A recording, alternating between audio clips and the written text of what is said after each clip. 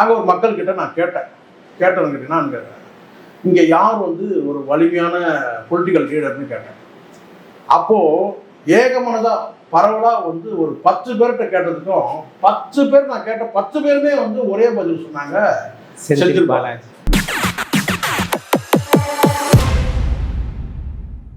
On ரெக்கார்டை நீங்கள் note பண்ணி வச்சுங்க. நான் இருக்கிறது வந்து நான் இப்போ சத்தியத்தை பேசுகிறேன், உண்மையை சத்தியத்தை பேசுகிறேன். ஒரு 6 மாதத்துக்கு முன்னாடி முன்னாடி கூட ஒரு ஊடகத்தை நான் பதிவு பண்ணியிருக்கேன். ஒரு 6 மாதத்துக்கு முன்னாடி நான் வந்து ஒரு முக்கூடல் கூட சொல்ல முடியாது, ஒரு 4 கூடல் கூட சொல்ல முடியும். திருச்சி, கரூர், நாமக்கல், ஈரோடு, சேலம், இப்படி இந்த இடங்கள்ல வந்து ஒரு ஈரோடு இந்த மையமான ஒரு பகுதியில், ஏன்னா இடத்த பேர் கூட சொல்கிறேன், தாத்தையங்கர் பேட்டைன்னு ஒரு இடம், தாத்தையங்கர் பேட்டைன்னு ஒரு இடம். அந்த இடத்துல வந்து ஒரு கல்யாணத்துக்காக நான் போயிருந்தேன். இதை சொல்லிட்டு இப்போ நான் இது வரைக்கும் இருக்கட்டும், கல்யாணத்துக்காக போயிருந்தேன். அங்கே ஒரு நான் சர்வே பண்ணேன், சரிங்களா? அங்கே ஒரு மக்கள்கிட்ட நான் கேட்டேன்னு கேட்டீங்கன்னா இங்கே யார் வந்து ஒரு வலிமையான பொலிட்டிக்கல் லீடர்னு கேட்டேன். அப்போது ஏகமனதாக பரவலாக வந்து ஒரு 10 பேர்கிட்ட கேட்டதுக்கும் 10 பேர் நான் கேட்ட 10 பேருமே வந்து ஒரே பதில் சொன்னாங்க, செந்தில் பாலாஜி. அங்கே யாராவது இன்னும் சொல்லிடணும், எந்த கட்சியிலோட கேட்குறேன், கட்சியிலாம் சார் இங்கே வந்து ஐயா அவங்களுக்கு தான் ஏறக்குறைய சண்டைக்கோழி படத்தில் வர செந்தில் இவரு இருக்காருல, நம்ம ராஜ்கிரண் இருக்காருல, அந்த ரேஞ்சுக்கு தான் சொன்னாங்க அங்கே இருக்கிற மக்கள். நான் வந்து சார்பு நிலையில் பேசவே இல்லை. அதுக்கப்புறம் தான் நான் ரூமில் வந்து நான் தங்கியிருந்த ஹோட்டலில் வந்து ரூமில் வந்து யோசிக்கிறேன், இப்போ இந்த அளவு வலிமை இருக்கிறதுனால தான் ஒரு ஏக்நாத் ஷிண்டேவை உருவாக்க முடியும்னு சொல்லிட்டு அகில இந்திய தலைமை, டெல்லியில் இருக்கிற தலைமை வந்து இவரை சூஸ் பண்ணியிருக்காரு. ஏன்னா ஒரு 4-5 மாவட்டங்களில் இருக்கக்கூடிய சேரக்கூடிய ஒரு முக்கூடல் பகுதி அது தாத்தையங்கர்பேட்டைன்றது. ஏன்னா இந்த சைடில் ஈரோடு, நாமக்கல் இப்படி பயணப்படலாம், இந்த பக்கம் சேலம், கரூர், திருச்சி.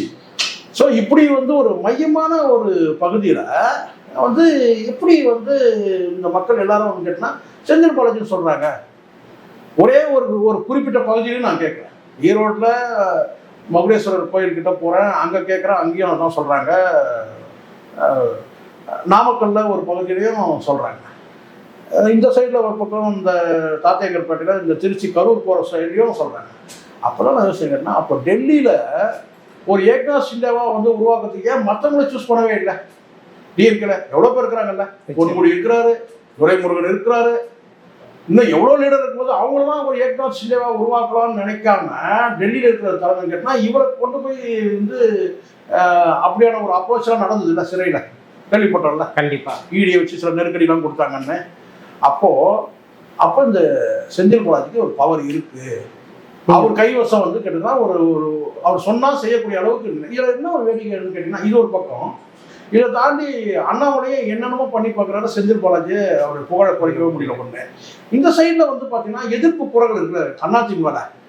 ஏதாவது ஒரு தகவல்னா வேணும்னா வந்து செந்தில் பாலாஜி சம்மந்தமாக வருதுன்னா, அதாவது ஒரு கேட்டால் ஒரு ஃபார்மாலிட்டிக்கு தான் எடப்பாடி வந்து செந்தில் பாலாஜியை விமர்சிக்கிறாரு தவிர வேலுமணியோ இந்த விஜயபாஸ்கரோ அல்லது அந்த விஜயபாஸ்கரோ, 2 விஜயபாஸ்கர் இருக்கிறாங்கல்ல, யாருமே வந்து வேலுமணி உட்பட யாருமே கேட்டால் செந்தில் பாலாஜியை எதிர்த்து யாருமே பேசவே இல்லை. அதான் சரி, எதிர்க்கவே முடியாத ஒரு இடத்துல செந்தில் பாலாஜிக்கு தனிப்பட்ட செல்வாக்கு இருக்கு, அதுல எந்த சந்தேகமும் வேணா, அது வந்து உண்மை. அதை நம்ம பார்த்துட்டோம்.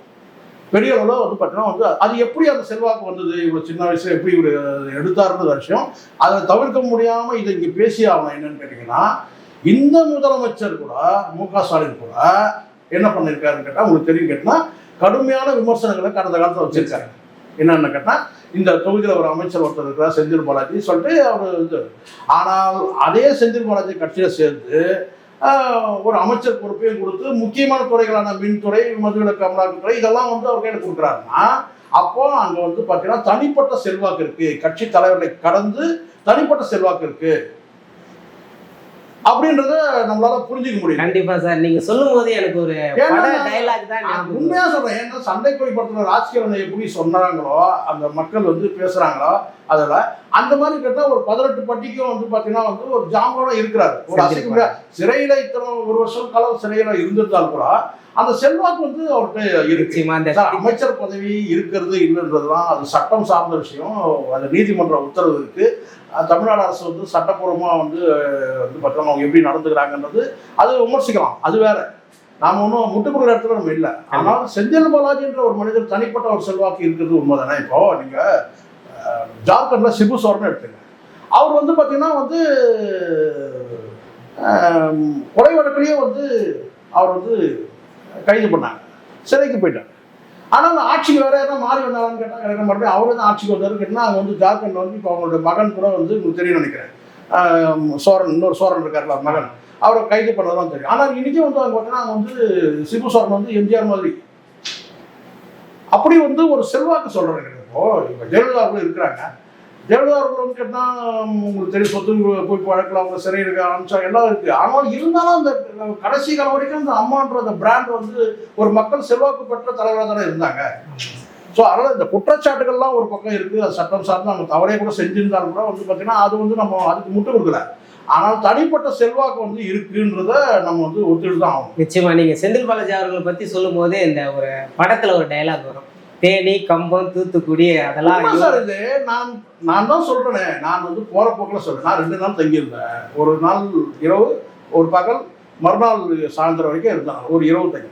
ஆனால் அங்கே வந்து நான் கல்யாணத்துக்காக போனோம். நம்ம எப்பவுமே அந்த ஆடின காலம் பாடணும் வாய் சும்மா இருக்க, நம்ம சும்மா இருக்கிறதுனால அப்படியே உலாத்திட்டு அப்படின்னா அப்படியே வந்து வரும்போது கேட்டால் வெவ்வேறு அங்கேருந்து கோயிலுக்கு போனோம், மகடேஸ்வரர் கோயிலுக்கு போனோம், நாமக்கல் வந்தோம். இப்படி வந்து சுற்றுப்பயணம் செய்யும் போது செல்வாக்கு மிகுந்த நபராக இருக்கிறார். அதுதான் அவருக்கு வந்து பார்த்தீங்கன்னா டெல்லியில் இருக்கிற தலைமை, பிஜேபி தலைமையும் அவருடைய ஏக்நாத் சிண்டாவை உருவாக்கணும்னு ட்ரை பண்ணுது. இன்னொரு சைடு கேட்டால் முன்னாள் முதலமைச்சர் இப்போ வந்து இருக்கிற முதலமைச்சரும் வந்து பார்த்தீங்கன்னா வந்து கடந்த காலத்தில் வந்து அவர் கடுமையான விமர்சனம் பண்ணியிருக்கிறாரு. முன்னாள் முதலமைச்சர் வந்து எடப்பாடி பழனிசாமி கேட்டால் ரொம்ப வந்து அவரை செந்தில் பாலாஜியை டச் பண்ண மாட்டேங்கிறார். ஏன்னு கேட்டால் சேலம் பெல்ட் அவர் இருக்குது. அப்போ செந்தில் பாலாஜி வந்து பார்த்தீங்கன்னா அங்கே வந்து பலம் அதிகமாக இருக்கும்.